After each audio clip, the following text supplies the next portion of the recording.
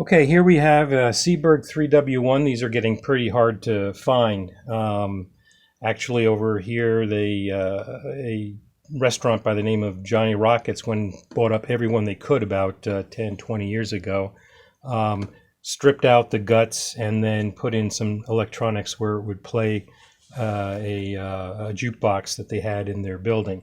So you can hardly find, even though they made a ton of these things back in the 50s, and this thing's about 65 years old. Even though he made a ton of these, there's almost impossible to find them now.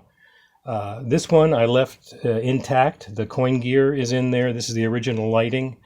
Everything in here is original. It would normally connect up with a cord to a jukebox, and then the music would come out of the jukebox. Now that cord goes into this electronics box here, and which is completely external.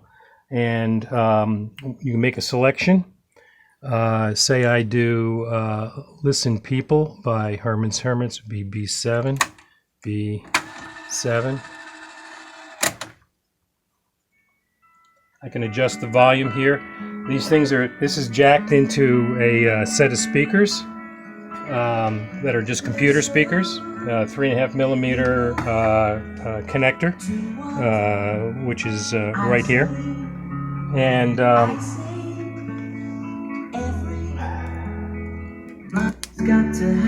so I'm going to just reduce the volume.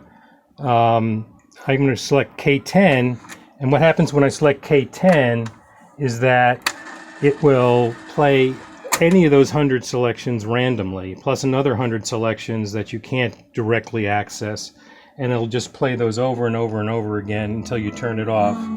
If you want to skip to the next one, you just have to hit this button on the back, and that'll cancel what was playing and go to another song.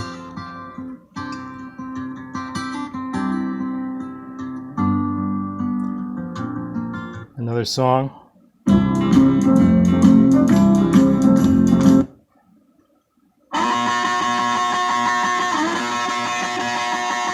So you get the idea. It'll just continue to play song after song after song. If you happen to get one you don't like, you can go ahead and cancel it. 200 songs in all, mainly from the 60s. Though there's, as you heard, there was one in there from the 70s. But you can again select 100 here. These pages, the springs always go bad on them, so I replaced them so they do actually spring back to where they should. As I said, the coin gear is in there. You can put in the quarters and make your selections, but I have it also set up so that as long as you keep this jumpered the way it is, it'll just free play without any coins whatsoever. If you really want to go back to coins, just separate those wires, and then it'll require coins to make your selections. So this is it. It's from about 1953 or so, same as me, and I think it looks in pretty good shape. Thank you.